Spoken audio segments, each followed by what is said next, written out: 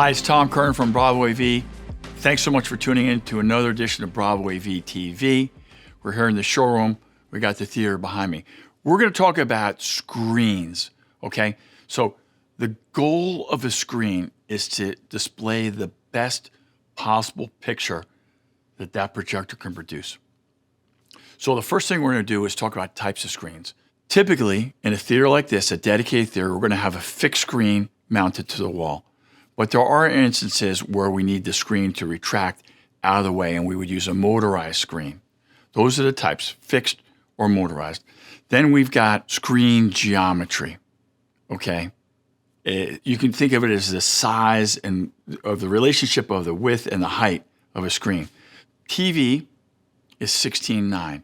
Movies, like the famous Lawrence of Arabia, is shot in a much wider format, 2.40 to 1. If you watch a lot of movies, then we want to use a 2.40 to 1 screen. If you watch a lot of TV, if you watch a lot of sports, then we're going to use a 16:9 screen. So it really depends on what you watch the most of.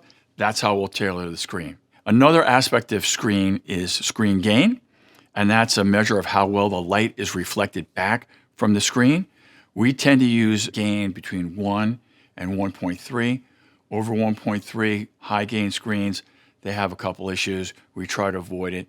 In our theaters where we have total light control, that gain between 1 and 1.3 is perfectly fine. Screen size.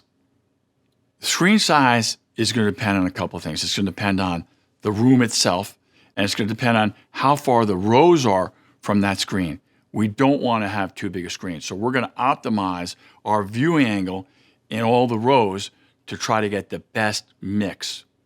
Naturally, the closest row has the greatest field of view, and the rows in the back have a lesser field of view, and people will tend to sit in the front, in the middle, or the back, depending on what they really like. I think the last aspect of screen selection is quality. It is very important that the screen material is very, very uniform, because we want the light to be reflected back in a very uniform fashion. I would avoid the plethora of low-budget screens because you are throwing away the performance of your projector. Okay, let's talk about things to avoid. Common mistakes that we've seen. Okay, you have too big a screen for your projector. Your projector doesn't have the light engine. As a result, that big screen, we have a dim, washed out look. It's terrible. The other issue we see a lot is too big a screen relative on your row position.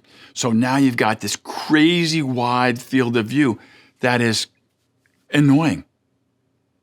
You can't just jam the absolute biggest screen in. You've got to look at the viewing angles. You got to get that right. In a room where you don't have total light control, not using an ambient light rejecting screen, you have to use an ALR screen when you have some level of ambient light in the room.